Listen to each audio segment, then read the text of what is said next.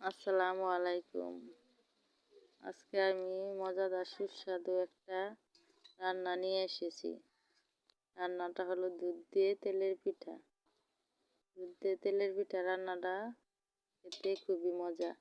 হালকা একটু সেমাইও দিয়েছি একটু ঘনত্ব হওয়ার জন্য, এবং খাবারটি খুবই মজাদার সুস্বাদু।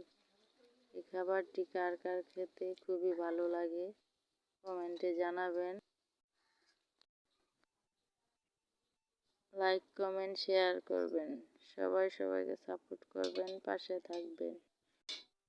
খাবারটি একবার হলেও রান্না করে খেয়ে দেখবেন। মজাদার সুস্বাদু একটি খাবার। আসসালামু আলাইকুম, শুভরাত্রি।